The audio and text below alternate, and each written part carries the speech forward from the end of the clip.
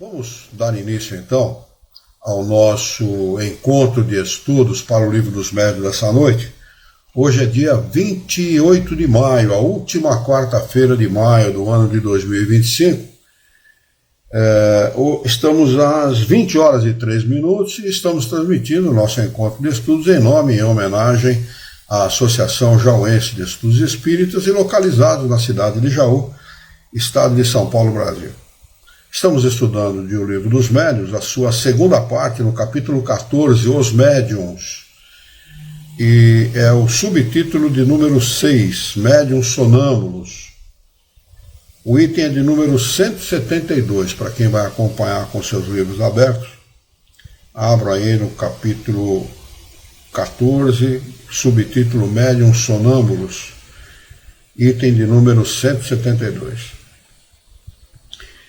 E Kardec diz aqui o seguinte: o sonâmbulo, o sonambulismo, pode ser considerado como uma variedade da faculdade mediúnica. Ou melhor, trata-se das duas ordens de fenômenos que se encontram frequentemente reunidos.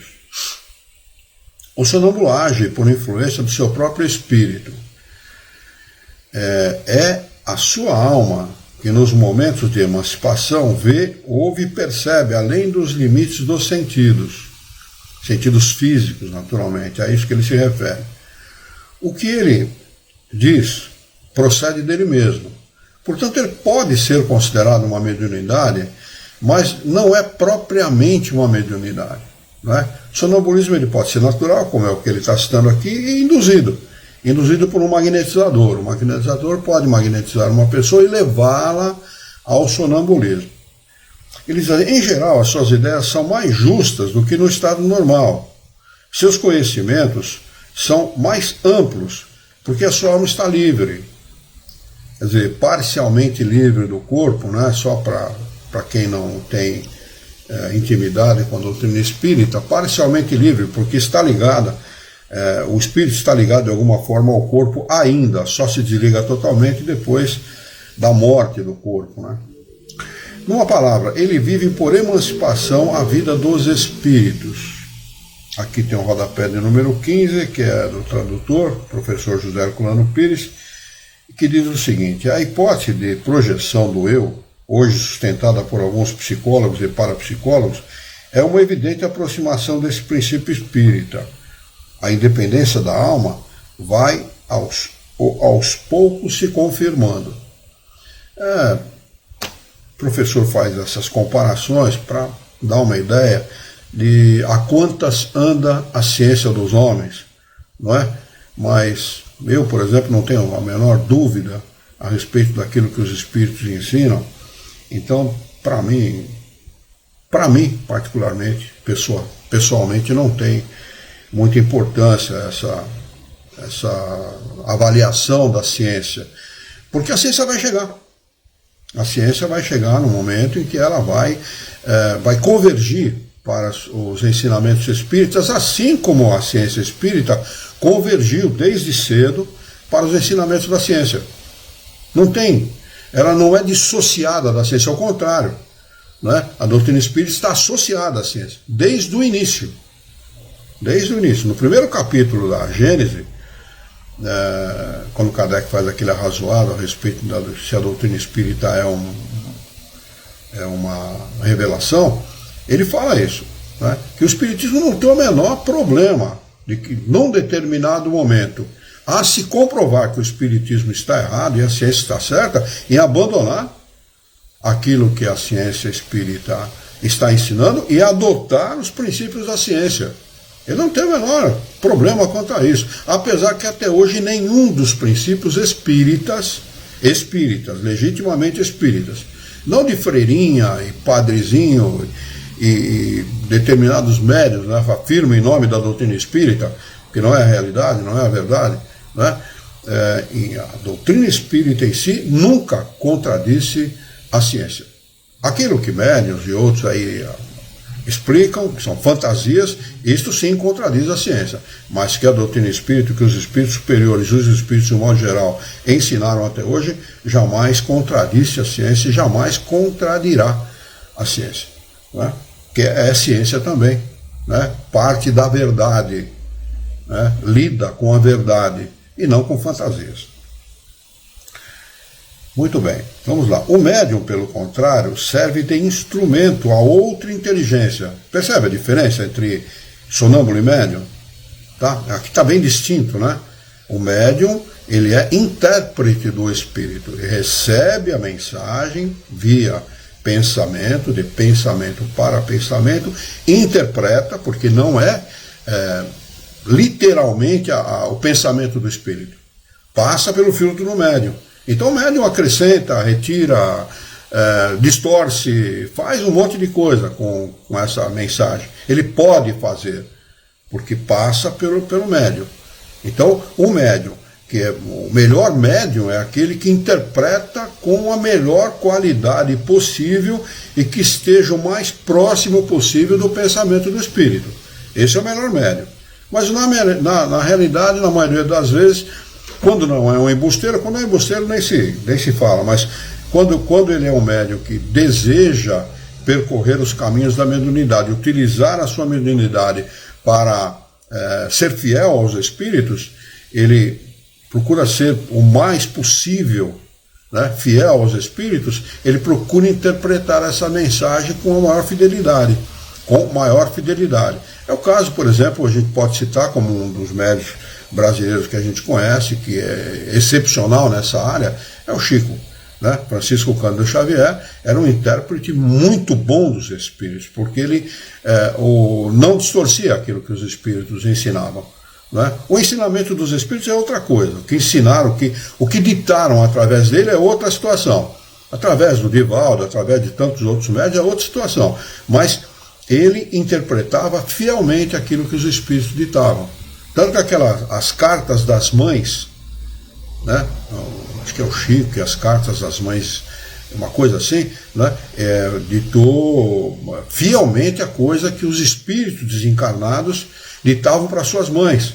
E é muito interessante, porque peculiaridades da família, da vida daquele espírito eram ditadas com clareza e não deixavam dúvidas a respeito de quem estava ditando aquelas mensagens. Então a fidelidade do Chico, a ideia, ao pensamento do espírito era muito próximo daquilo que o espírito ditava. Se não 100%, 90%, algo em torno disso, né? Mas o intérprete do espírito, o médium, pode distorcer essa mensagem, pode passá-la parcialmente, integralmente ou parcialmente aquilo que o espírito dita, né? Em resumo, o sonâmbulo exprime seu próprio pensamento e o médium exprime o pensamento de outro. Mas o espírito que se comunica através de um médium comum pode também fazê-lo por um sonâmbulo. O espírito que se comunica pelo médium convencional, aquele que recebe o pensamento do espírito e transmite através da fala, através de outros meios, esse espírito ele pode também utilizar o sonâmbulo. De que maneira? Ele conversa de espírito para espírito, ele, né, vai dialogar com o sonâmbulo, porque o sonâmbulo está parcialmente desligado do corpo, ele naquele momento é como se ele fosse um desencarnado, né? Então ele conversa, dialoga diretamente. Tem um caso na Revista Espírita de um médium receitista, o nome que Kardec dá para aquele médium, né? E o médium receitista era um garoto, um jovem, estava naquele dia em que que a Revista Espírita retratou o que aconteceu, ele estava receitando, ele estava diagnosticando as doenças das pessoas, mas não passava a receita. Diagnosticava, fulano tem tal coisa, ciclano tem outra coisa, e assim, a doença de cada um. Então, no final da reunião, perguntaram para ele, por que você não está receitando? Ele respondeu, porque meu espírito receitista não compareceu hoje. Então ele está nesse caso aqui, o médium sonâmbulo, desligado parcialmente do corpo, que recebia o diagnóstico da doença das pessoas de um espírito, provavelmente, e a receita de um outro. Só que naquele momento, naquele dia, o espírito receitista não compareceu. Está na Revista Espírita, eu não lembro agora o ano da revista, mas procure lá médium receitista ou espírito receitista, alguma coisa assim no Kardecpédia. Boa noite, Eliane, bem-vinda, minha amiga, minha querida amiga, bem-vinda. Boa noite a todos. Prazer tê-la conosco. Procure lá no Kardecpédia. Kardecpédia é um excelente lugar para se pesquisar as coisas da doutrina espírita, viu? Então procurem lá, que eu acredito que vocês vão achar. Ou então no Google, né? Ou lá no chat GPT, GPT, né? Se eu não estou errando o nome. Procurem lá, né? Médium receitista, alguma coisa assim, que vocês vão encontrar o ano da revista e vocês vão poder ler a matéria na íntegra. É muito interessante aquela matéria.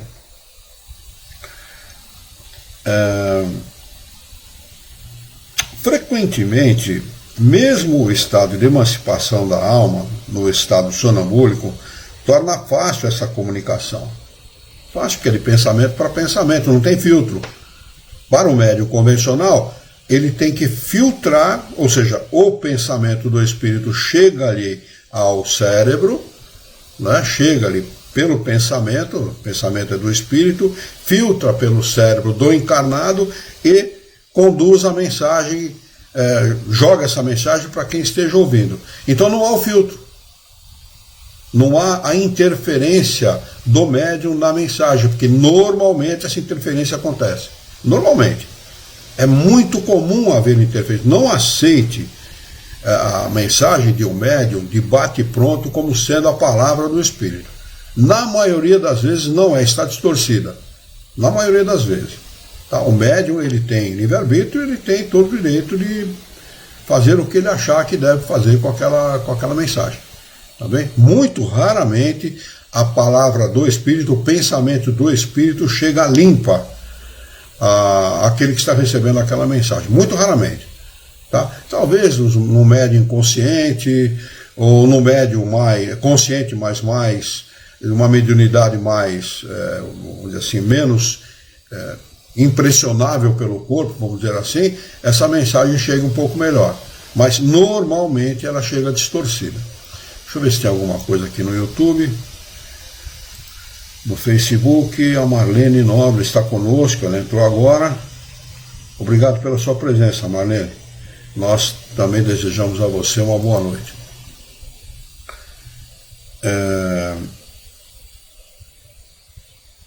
Muitos sonâmbulos veem perfeitamente os espíritos e os descrevem com a mesma precisão dos médiuns videntes. Podem conversar com eles e transmitir-nos o seu pensamento. Assim, o que eles dizem, além do círculo dos seus conhecimentos pessoais, lhe é quase sempre sugerido por outros espíritos. Eis, a seguir, um exemplo notável da ação simultânea do espírito do sonâmbulo e do outro espírito que se revelam de maneira inequívoca. Aqui tem o rodapé de número 16, que eu não li,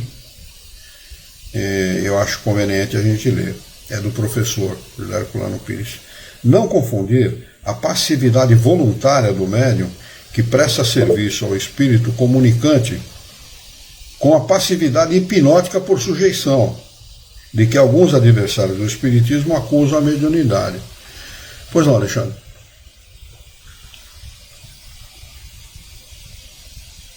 Deixa eu tirar o áudio aqui. Não, na realidade, é só uma dúvida, Luiz, sobre essa questão dos sonâmbulos e dos videntes. Agora sim.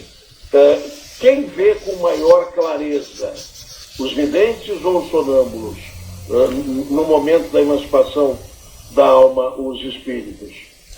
Olha, eu acredito que depende muito de cada um, porque a mediunidade é uma coisa muito pessoal, a mediunidade é muito de cada um, né? Eu conheci vidente aí que lidavam com os espíritos como lidavam com os encarnados. Até confundiam desencarnados com encarnados. O seu Milton Felipe é um, o seu Francisco Ortigosa, aqui de Jaú, que eu conheci, convivi com ele 12 anos, é outro, não é? Agora, eu nunca convivi com um sonâmbulo. Eu não sei como é pelo que Kardec está falando aqui, alguns conseguem ver os espíritos com tanta facilidade quanto um bom médium vidente. Alguns. Então acredito que nem todos. No caso dos médiuns videntes, nem todos conseguem ver os espíritos com a clareza, por exemplo, do seu Milton Felipe, com a clareza do seu Chico Ortigona, né? Então, acredito que exista das duas maneiras, médiuns que veem com muita clareza e com mais ou menos claro, e outros que não veem com muita clareza, que tem a mediunidade evidência, aquela evidência fortuita, aquela evidência casual, né? Fora da evidência convencional, vamos dizer assim, né? Você está colocando, só um segundo, Celso, só mais uma dúvida. Você está colocando isso em relação a quem está em estado de vigília ou quem está em emancipação? Não, o médium sonâmbulo está sempre em emancipação, o sonâmbulo. Sim. O vidente está de vigília. Não existe evidência fora do estado de vigília. Não existe evidência. Quando a pessoa não está em estado de vigília, está durante o sono, quando acontece a evidência, aí ele não está em estado de vigília. Mas ele também, do ponto de vista tecnicamente, é um vidente. Ele está vendo desencarnados ou encarnados que estão na mesma situação como ele, emancipados temporariamente, e que naquele momento são espíritos, são desencarnados, como se fossem desencarnados, né? Ok. Celso, pois não.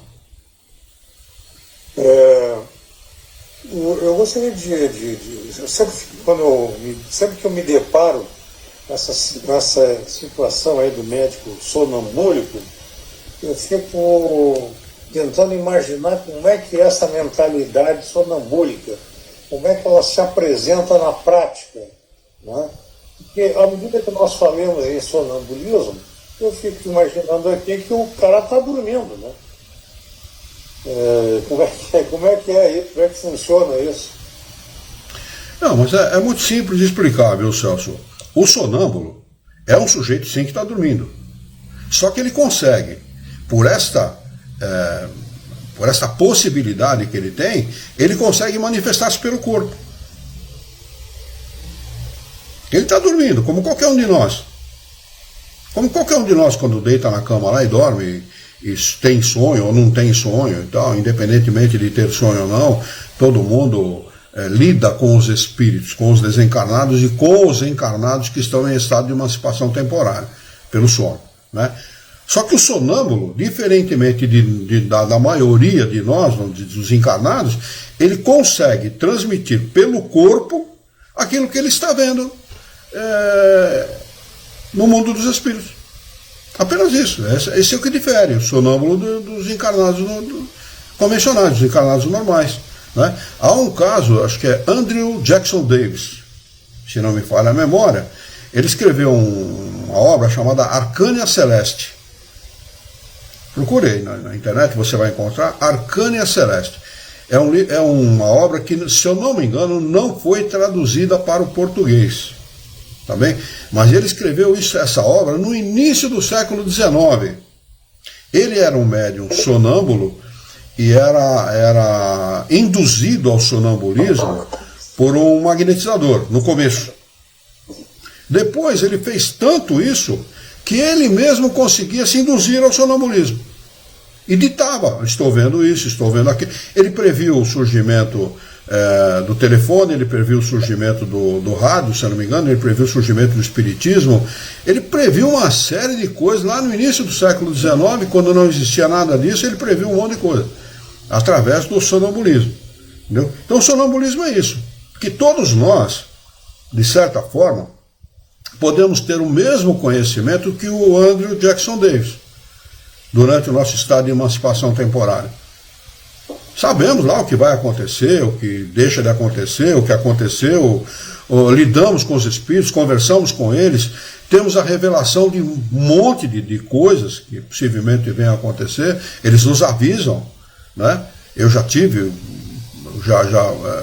me foi revelado, inclusive eu trouxe isso para a minha consciência como encarnado, não é? De algumas coisas.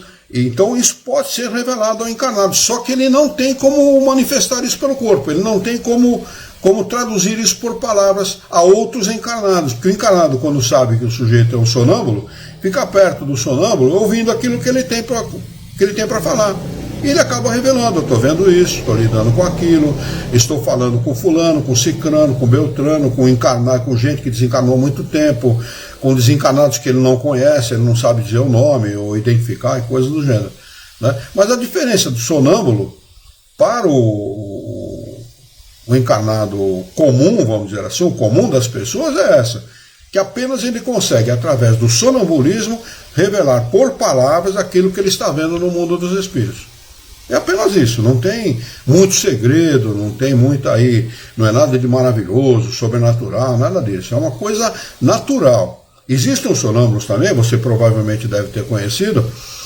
Eu tinha uma irmã assim, depois a mamãe conseguiu, vamos dizer assim, diminuir um pouco aquilo que acontecia com ela, porque a Mara, minha irmã mais velha, das irmãs a mais velha, ela levantava da cama, ia na porta, abria a porta, como se estivesse acordada, naturalmente. Abria a porta, saía lá fora, a mamãe, preocupadíssima, acompanhava ela de madrugada, isso, 3, 4 da manhã, 2h30, não tinha muito horário para acontecer isso não, né?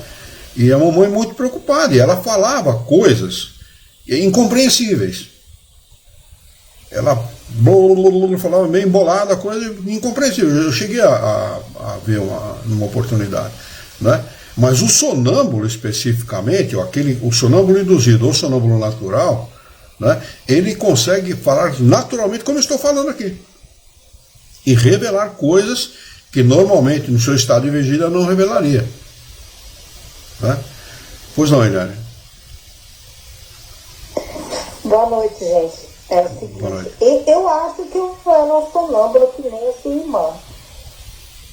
Até 2005, 2006 mais ou menos. E depois eu comecei a frequentar a doutrina espírita, aí eu melhorei. Eu era assim, eu acordava, eu não via. Quando eu via, eu estava em outro quarto. Eu estava na grade da janela, mas eu estava sonhando lá no meu íntimo que eu estava presa em algum lugar. E aí eu batia assim, sacudia a janela da minha casa, sabe? Para sair. E também, eu tive 4 maridos, viu? Agora o segundo marido meu, eu levantei 2 vezes na mesma noite e bati na cara dele. E dizendo que eu falava coisa que não entendia. Mas que eu sentei do lado da cama dele, do outro lado, e batia nele. E ele me segurava e ele pôs eu para dormir, depois eu fiz de novo, um dia ele falou: eu não aguento mais, porque eu sou sonambulismo. E também eu ia para a cozinha. Eu ia para a cozinha e mexia nas vasilhas. Mas eles já trancavam a porta, meus filhos já sabiam que eu era sonâmbulo, todo mundo já trancava as portas e segurava a chave. Mas eu ia para o banheiro, acordava no outro quarto, aí eles me acordavam: mãe, a senhora está no quarto errado, a senhora está no meu quarto. Então, mas era assim, aí depois que eu comecei a frequentar e tudo mais, aí passou. Mas eu era sonâmbulo, viu, gente? Isso é ruim pra caramba, né? É só deixar registrado aqui uma coisa: sonambulismo não é um estado patológico, tá? Não tem nada a ver com doença, viu? Não, nada a ver com doença. Nada a ver com doença. Acontece o seguinte: o espírito é ele que age sobre o corpo, não é o contrário. É o espírito que age sobre o corpo. Ele tem domínio total, integral sobre o corpo. O corpo é apenas uma ferramenta do espírito, como o cérebro é uma ferramenta do pensamento do espírito. Tá bem? Então não é um estado patológico. O que acontece é o seguinte: alguns espíritos agem na hora errada sobre o corpo. Ele age na hora errada. Ele tinha que deitar o seu lindo corpinho na cama e descansar. O espírito fazer as suas tarefas que tem que ser feito, todo mundo faz, tá? E o corpo fica quietinho lá, recuperando as suas energias. Só que por alguma razão, que provavelmente a ciência no futuro vai explicar por quê, o espírito age naquele momento, vamos dizer assim, inoportuno, age sobre o corpo. Sabe como é que a mamãe curou o sonambulismo da minha irmã? Uma senhora, que eu era muito jovem na época, então não me atinei a isso, não devia ter me atinado, porque descobri por quê, né? Não sei se ela era espiritualista, espírita, ou o que era, ou apenas conhecia a técnica. Falou para a mamãe o seguinte, uma mamãe muito preocupada, disse para a mamãe o seguinte: coloca um pano com água gelada aos pés da cama. Na hora que ela levantar, ela coloca o pé no pano e ela acorda. Mas foi dito e feito. Perfeito. Perfeito. A mamãe fez isso 2 ou 3 vezes, acabou, nunca mais se manifestou o sonambulismo. Então eu acho que este tipo de ocorrência, como a sua, como a da minha irmã, e como a de muita gente, porque existem milhares de pessoas que passam por isso, né? Não é propriamente um sonambulismo, ele é um sonâmbulo, mas não é aquilo que nós estamos estudando aqui, porque o sonambulismo é uma outra coisa. O sonambulismo é a criatura, é o espírito encarnado que tem o recurso de, durante o sono do corpo físico, manifestar-se pelo próprio corpo. Ele manifesta-se ele utiliza o seu corpo como o espírito utiliza um médium falante. O espírito não, através do seu pensamento, não fala através do médium. Ele joga o seu pensamento para o médium e o médium traduz o pensamento do espírito. O espírito faz isso diretamente com o seu próprio corpo, só que de uma maneira muito mais clara, objetiva, né? Ele não tem o filtro do médium, ele fala diretamente pelo corpo. E muita gente conseguiu trabalhos extraordinários. Teve um russo, Aksakov, se eu não me engano, ele fazia isso, o Andrew Jackson Davis, tem vários aí na história da humanidade que fizeram isso. Celso, respondeu às suas dúvidas? Sim, Luiz. Eu vou aproveitar e vou engatar uma outra aí. Pois não. O propósito disso que nós estamos conversando talvez tenha alguma relação. Não sei se vocês já ouviram falar no pensamento remoto, né? Então, existem comentários na internet de que agências secretas americanas, tipo CIA, etc., estão usando pessoas com condições psíquicas especiais, né, que eles chamam de pensadores remotos. Então, o sujeito entra num estado de transe, vamos dizer assim, ou algo parecido, né, e se projeta. O corpo dele fica lá, mas ele sai do corpo, ele se emancipa do corpo e vai, às vezes, até fazer um serviço de espionagem, né? Eles estão utilizando, conforme dizem alguns, esses pensadores remotos para a espionagem. Já ouviu falar nisso? Não, eu não tinha ouvido falar não, para mim isso é novidade. Agora, considerando o que nós conhecemos a respeito da doutrina espírita, não tem novidade nenhuma. Tá? O espírito... Ô Celso, o meu tio, o tenente brigadeiro do ar, Marcos Antônio de Oliveira, ele estava voando, né, com um amigo dele, que estava pilotando um avião, e aí eles estavam no Brasil, na região Nordeste. E o amigo dele fazia isso que você falou aí, ó, esse negócio aí, ó. Porque disse que ele não tinha lugar para aterrissar, que o avião estava com problema. Era um avião de 8 lugares, que chama Bandeirantes, esse avião, 8 ou 12. E aí ele falou assim, espera um pouquinho, pega o manche. Falou pro meu tio, pega o manche. Aí o tio Marcos pegou o manche e ele falou, eu vou procurar um lugar para a gente aterrissar. Aí diz meu filho que ele fechava o olho e parecendo que estava dormindo. E passou-se uns minutos só, alguns minutos, que não demorou muito, ele acordou e falou assim, ó, vamos para latitude tal, longitude tal, não sei o quê, e posicionou o avião e foram para a pista que eles encontraram para poder consertar o avião. E teve outro fato que meu tio contou, que eles tiveram uma festa muito grande em Brasília, na base aérea, lá tem um Palácio da Águia que tem em Brasília, eu já até fui lá. Ele teve uma festa e ele não pôde ir devido ao filho que estava com problema e tal, e ele não pôde sair de casa mais da esposa. Mas aí o tio Marcos foi comentar com ele da festa, ele falou assim: você estava com isso, a sua esposa estava vestida assim, tal coisa aconteceu na festa, você estava tomando isso, fulano estava lá, o general, o brigadeiro e tal, estava tudo lá. Ele falou: você foi na festa? Ele falou: eu fui, eu deitei aqui no meu sofá e fui. Então eu já tinha ouvido isso do meu tio, certo? E isso acontece, mas ele nunca usou profissionalmente, né? Ele usava para fazer farra, entendeu? O que demonstra a individualidade do espírito. Isso tudo que a senhora contou, o que o Celso acabou de falar, demonstra exatamente isso. Naquele livro, Experiências Psíquicas Além da Cortina de Ferro, demonstra claramente essas experiências realizadas com encarnados, tá? Que tem com o mesmo objetivo, espionagem e tal, né? Transmissão de pensamento para pensamento a 600 quilômetros de distância e tal. Quem não leu, leia. Experiências Psíquicas Além da Cortina de Ferro. É muito próximo disso que o Celso falou, e foi lá na década de 70, ou seja, 55 anos atrás, né? Já havia essa possibilidade. O que demonstra uma coisa só também: sabe o que vai acontecer? A ciência vai convergir para aquilo que estuda a doutrina espírita. Vai convergir, não tem jeito. Vai chegar um momento, na minha opinião, né? Isso é uma opinião pessoal, Kardec não fala isso, e eu sempre tive essa opinião, e eu sempre declarei isso. Vai chegar um momento que esta ciência, a ciência dos espíritos, serão estudadas nos bancos escolares. Vocês podem ter certeza disso.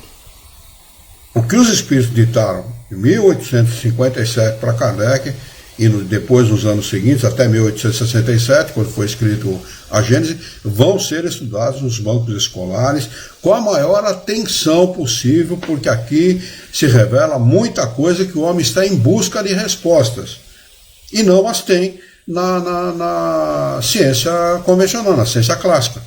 E não vai ter nunca. Né? Ele fica tateando no escuro, tateando, procurando uma coisa que já está estudada e comprovada através da ciência dos espíritos.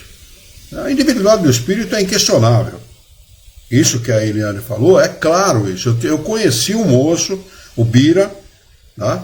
Um dia eu estava na casa do Bira e o Pedrinho, que era o sobrinho dele, falou para o Bira: vê para o Carlinhos. Eu, quando era jovem, era conhecido por Carlinhos. Meu nome é Luiz Carlos, era conhecido. A mamãe sempre me chamou de Carlinhos. A mamãe queria que eu chamasse Carlos.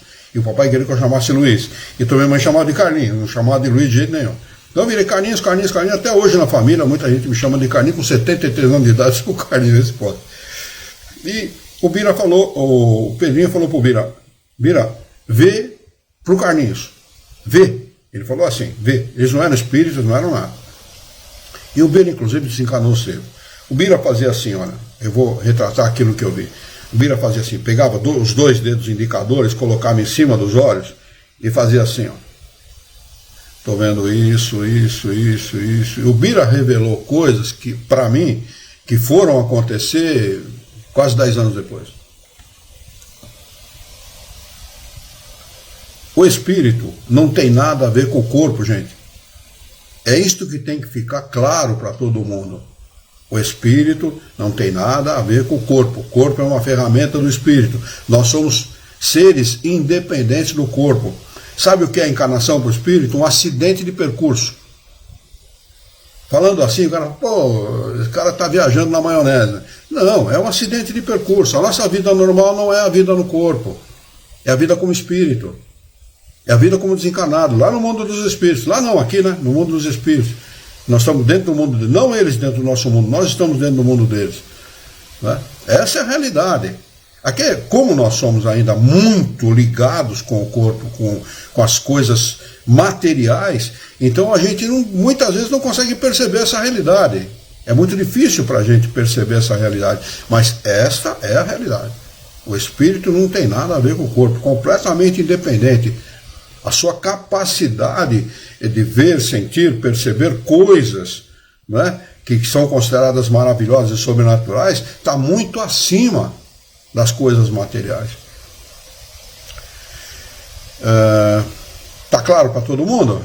Ou ficou alguma pendência aí? Lá no Facebook nós temos a Nica Zanoni, que entrou, está conosco. Ela disse que deu sorte de entrar hoje. Tomara que você tenha sempre sorte, viu, meu irmão? Prazer tê-la conosco, viu?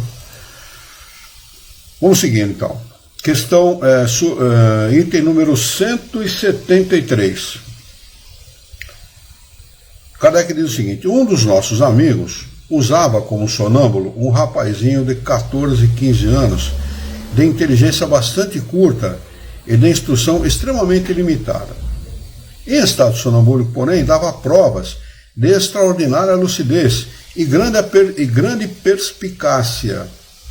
Isso principalmente no tratamento de doenças. Acho que ele vai falar aqui daquilo que eu falei um pouco antes e que eu mandei vocês procurar na Revista Espírita. Acho que é isso. Eu não lembrava dessa passagem aqui do livro dos médiuns. No tratamento de doenças, tendo numerosas curas consideradas impossíveis. É um cara que era iletrado e limitado, com inteligência bastante limitada do ponto de vista material, né? O que prova, mais uma vez, aquilo que eu acabei de dizer: espírito é espírito e matéria é matéria. Certo dia, atendendo a um doente, descreveu a sua moléstia com absoluta exatidão. Isso não basta, lhe disseram. Agora é necessário indicar um remédio. Respondeu: não posso responder. Ele, meu anjo doutor, não está aqui. A quem você chama de anjo doutor? Aquele que dá os remédios. Então, não é você mesmo que vê os remédios? Oh, não, pois não estou dizendo que é o meu anjo doutor que os indica. Assim, nesse sonâmbulo, quem via a doença era o seu próprio espírito, com a ajuda, provavelmente, de especialistas em medicina ou algo assim, né? Ou ele mesmo era um especialista, né? Provavelmente, talvez, né? Que para isso não precisava de assistência. Kardec está fazendo essa afirmação, provavelmente é exatamente isso que ele está falando, tá?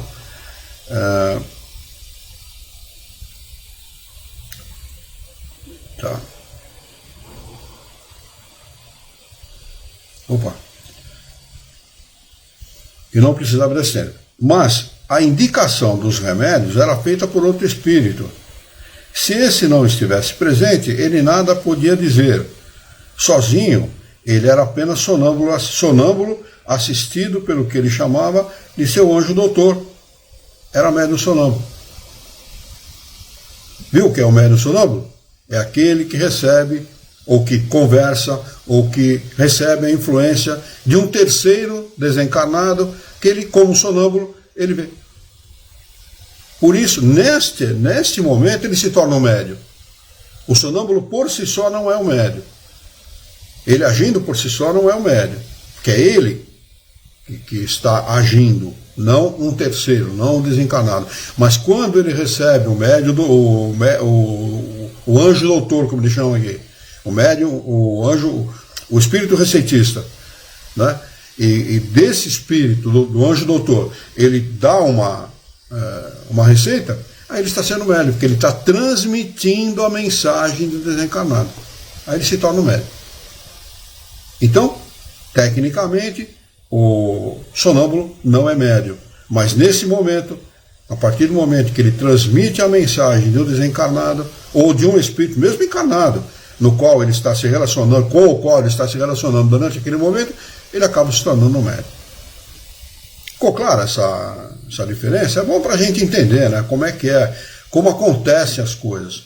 Porque, via de regra, todos nós somos sonâmbulos, viu? Quando a gente acorda de manhã, fala: sonhei com a tia fulana, a avó cicrana, o avô cicrano, ele falou isso, ele falou aquilo, você está sendo um médium sonâmbulo.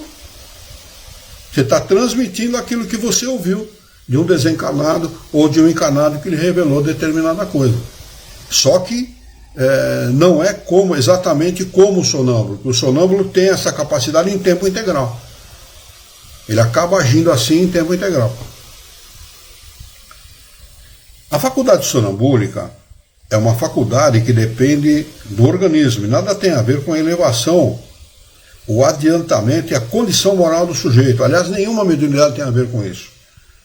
Nem com formação acadêmica, cultura, condição moral, com nada disso. Por isso que a mediunidade é dada como prova. Que a partir da mediunidade o espírito progride. O encarnado que tem a mediunidade progride. Ele utiliza essa mediunidade para o seu conhecimento e para distribuir conhecimento a terceiros. Então a mediunidade ela não é dada ao encarnado para o bem de uma pessoa. Trata-se da humanidade. É a humanidade que é beneficiada com isso. É todas as pessoas que é beneficiada com isso, com a mediunidade de uma pessoa, quando ele utiliza essa mediunidade adequadamente. Eu conheci um médium, até hoje, caminhando com a Yara, nós relembramos dessa pessoa. Ele era um médium que tinha uma faculdade mediúnica raríssima, que é a mediunidade de cura. Raríssima. Uma pessoa tinha uma dor de cabeça, pedia para ele impor a mão, ele impunha a mão e passava a dor de cabeça da pessoa. Mediunidade raríssima.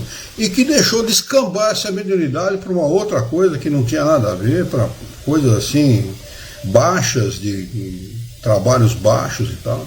Quer dizer, utilizou a mediunidade de uma forma totalmente equivocada, de uma forma totalmente errada e perdeu essa oportunidade.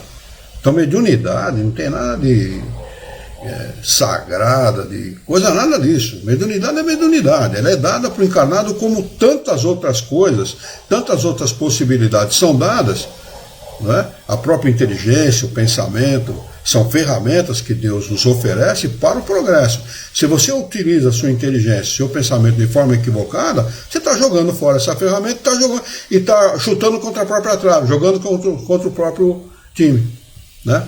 Ou seja, se atrasando espiritualmente. Por isso que não tem nada a ver com moral e com conhecimento. Não tem nada a ver com isso.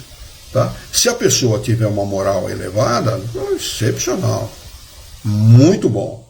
Porque aí ele vai utilizar a sua mediunidade, a sua capacidade mediúnica, a sua faculdade mediúnica em proveito próprio e em proveito das pessoas. Ótimo, excelente. Mas se não tiver, é médio do mesmo jeito. Não deixa de ser médio, não. É médio do mesmo jeito. Só que está utilizando mal aquilo que lhe foi oferecido como ferramenta, como recurso de progresso.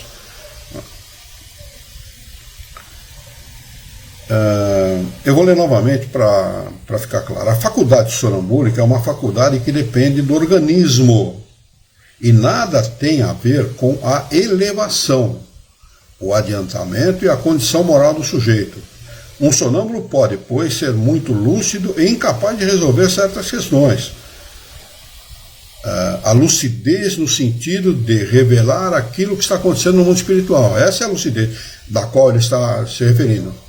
Tá? Ele entra em estado sonambúlico e revela pelo corpo: eu estou vendo isso, estou vendo aquilo, estou em tal paisagem assim, estou lá no planeta XYL e vendo isso, está acontecendo aquilo, etc.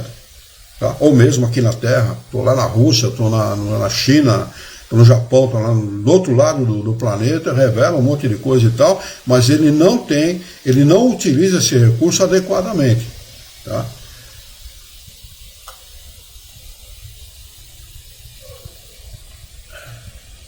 O sonâmbulo que fala por si mesmo pode dizer, portanto, coisas boas e más, certas ou falsas, usar de maior ou menor delicadeza e escrúpulo no procedimento, segundo o grau de elevação ou de inferioridade do seu próprio espírito. Isso é mediunidade, gente.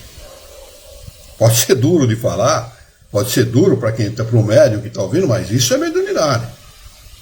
Mediunidade tem tudo a ver com o ser humano, com as suas com a capacidade de fazer coisas boas e com a capacidade de fazer coisas más, coisas ruins. Isso é ser humano. Em qualquer situação, ele é capaz de utilizar os seus recursos dessa forma, para o bem ou para o mal. E mediunidade não deixa de ser uma ferramenta humana dada a um encarnado para que ele utilize da forma que ele achar melhor. Lei de causa e consequência vai cobrar dele, com certeza, não resta a menor dúvida, né? Mas ele utiliza da maneira que ele quiser, como qualquer outra coisa. É nesse caso que a assistência de outros espíritos pode suprir as suas deficiências. Mas um sonâmbulo pode ser assistido por um espírito mentiroso, leviano, ou até mesmo, como acontece com os médios, ou até mesmo o mal, como acontece com os médiuns.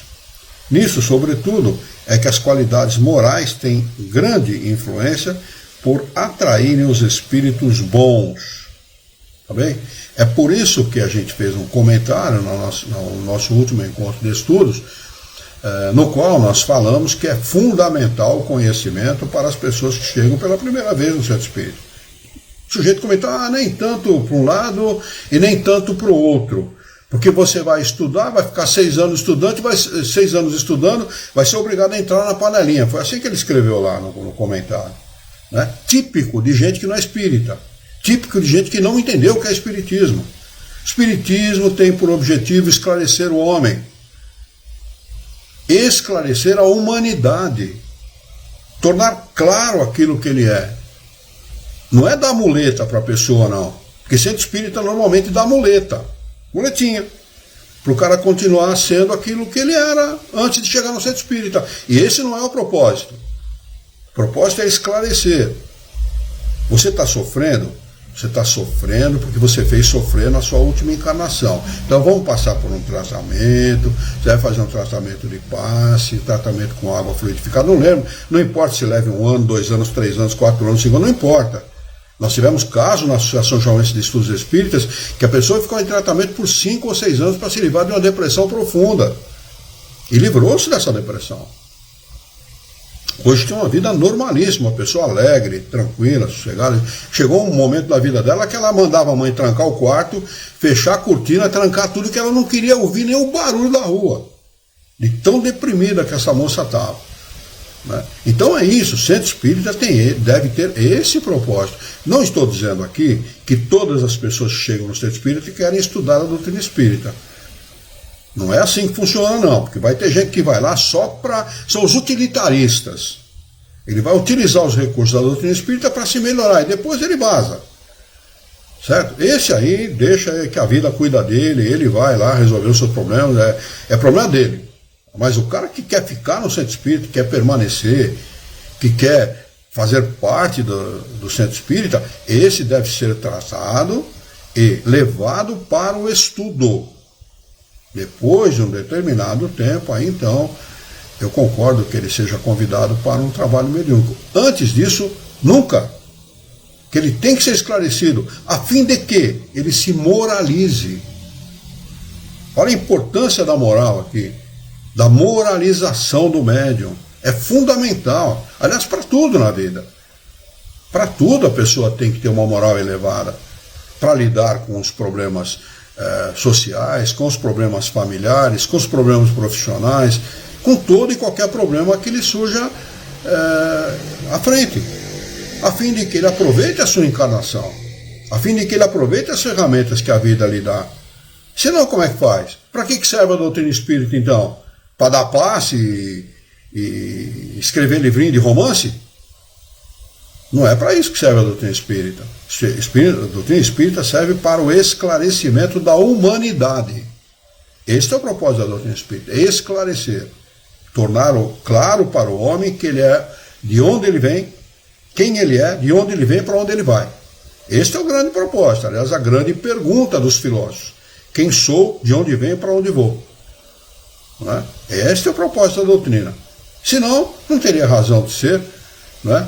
Ele é a ampliação dos ensinamentos de Jesus, né? De forma esclarecida, ampla, né?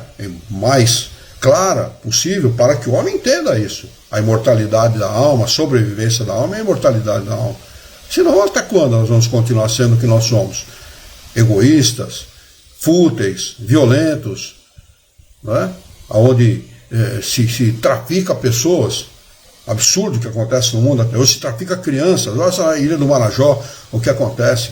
Até hoje, pais colocam filhos no mundo para que tenham um Bolsa Família maior, né? Então, é preciso que a humanidade seja esclarecida, é preciso que a moralidade atinja o homem, é preciso que ele dê importância para isso. Muito bem. Médiuns curadores, é o subtítulo de número 7. O item é de número 175. Deixa eu ver se tem alguma pergunta antes de iniciar. O Jorge escreveu aqui,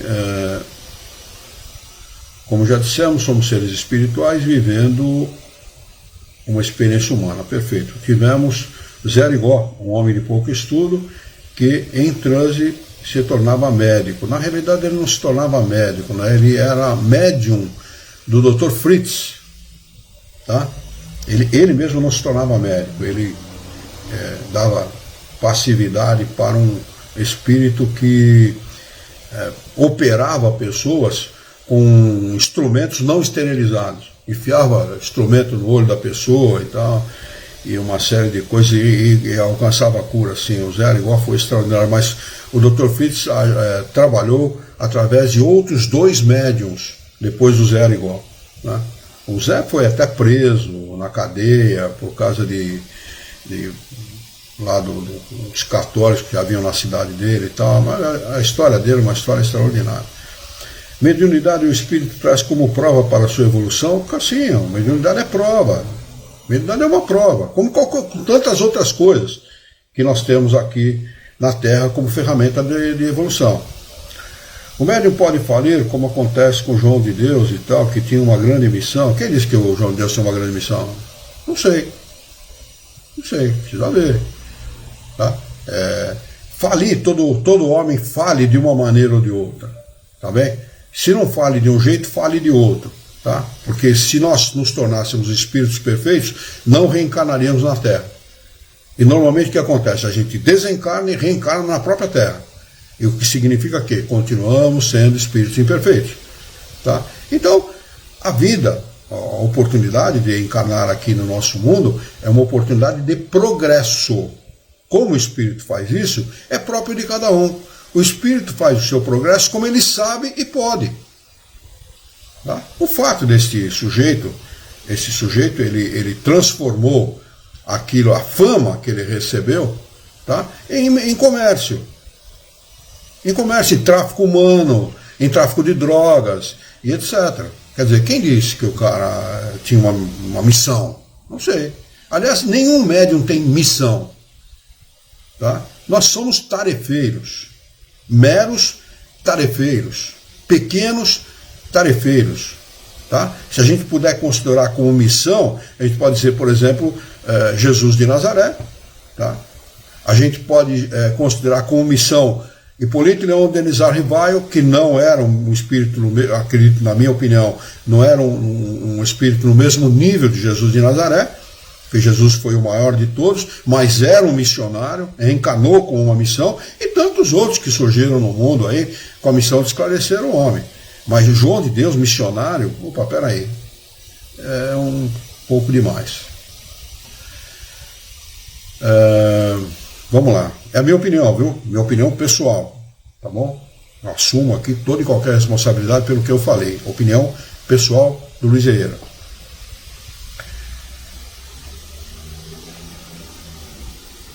Subtítulo de número 7, Médiuns Curadores.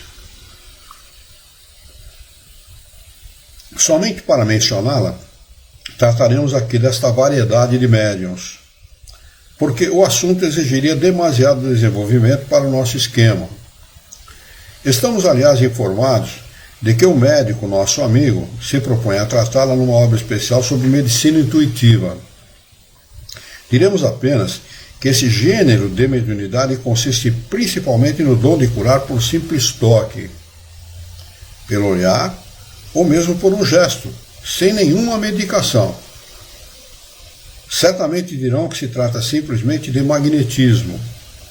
É evidente que o fluido magnético, ou a ação do fluido vital doado pelo médium, isso é magnetismo, tá? Exerce um grande papel no caso. Mas quando se examina o fenômeno, com o devido cuidado, facilmente se reconhece a presença de mais alguma coisa. Que coisa seria essa? Desencarnado. Por isso que ele é médium. Que se ele agisse somente através do fluido vital, ele não seria um médium, seria um magnetizador. Como ele precisa de um terceiro lhe auxiliando, ele é um médium curador. Essa é a diferença entre o magnetizador e o médium. O magnetizador não precisa de espírito para realizar a cura. O médium precisa de um desencarnado que lhe auxilie para que ele transfira fluidos, fluido vital e outros fluidos no sentido de curar a pessoa, com o propósito de curar a pessoa. Ele segue: a magnetização é uma verdadeira forma de tratamento, com a devida sequência regular e metódica. Lembre-se que Kardec estudou o magnetismo antes de ser espírita, tá bem? Ele era um profundo conhecedor do magnetismo. O magnetismo tem tudo a ver com a doutrina espírita.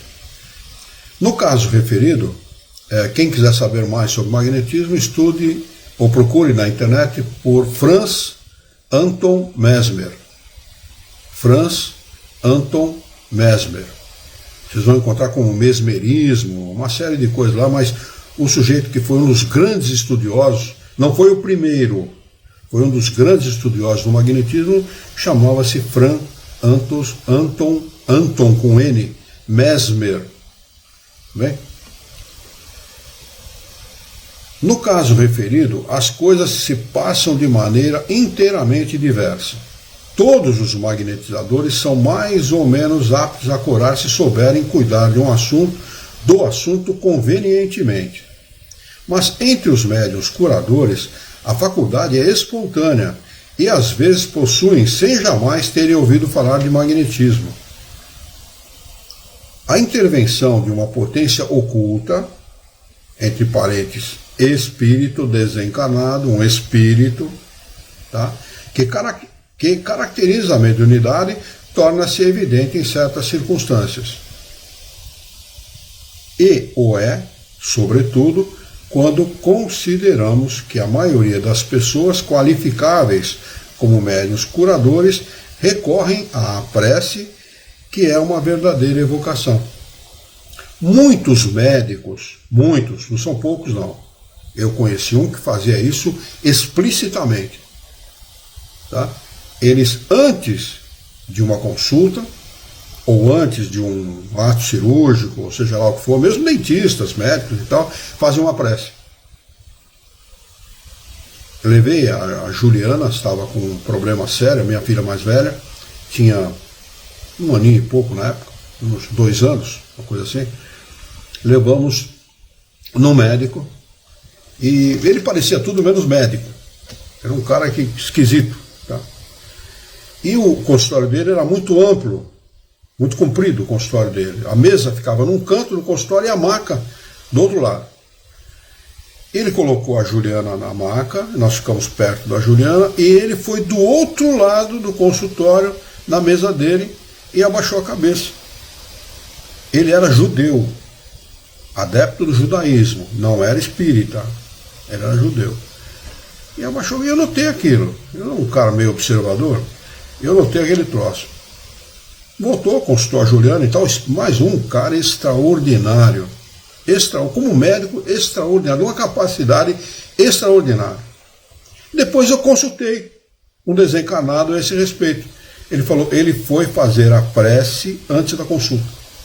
Pedir ajuda a Deus antes da consulta. Muitos fazem isso. E muitos alcançam curas que ele mesmo desacredita. Ele mesmo fala, eu não sei como é que eu consegui. Foi Deus, foi a mão de Deus. E foi mesmo. Só que não foi a mão de Deus diretamente, mas através dos desencarnados. Né? Vamos anotar aqui o item de número 176 para nós retomarmos na próxima quarta-feira. Ou talvez nós reiniciemos no item 7. O que vocês acham? Médiuns curadores? Melhor, né? Para a gente para ficar mais fácil o raciocínio, né? Então, anotem, médiuns curadores para a próxima quarta-feira. O subtítulo de número 7. Deixa eu ver se tem alguma coisa aqui no YouTube, nada, no Facebook, nada, nenhuma pergunta. Se tiver alguma dúvida aí, temos algum tempo ainda. Tá bem? Alguém tem alguma dúvida, quer acrescentar alguma coisa, tem alguma sugestão a fazer, alguma pergunta? Por favor.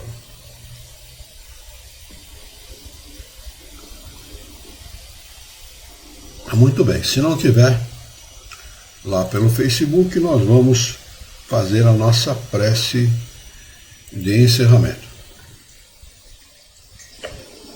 Muito bem, vamos nós então. Eu convido aos queridos companheiros que esqueçam ou procurem esquecer os seus encontros e desencontros desse dia e eleve o seu pensamento. Mentalizem fervorosamente a figura excelsa e amiga do nosso Mestre Jesus, aquele que é o nosso Mestre e modelo e guia de toda a humanidade. Juntos com o nosso Mestre Jesus, vamos nos dirigir ao Criador, ao Senhor da vida, fonte inesgotável de paz, de amor, de bondade, de misericórdia e justiça, para agradecê-lo muito pela oportunidade de aqui estarmos reunidos em seu nome, para estudarmos as questões propostas pelo Livro dos Médiuns dessa noite. Queira o vosso amor, a vossa bondade e a vossa misericórdia, que tenhamos bom ânimo, coragem, determinação, ideias renovadas, alegria de viver e muito entusiasmo, para que nós possamos trabalhar e sermos úteis à sociedade em que vivemos, desta forma, dignificando a vida.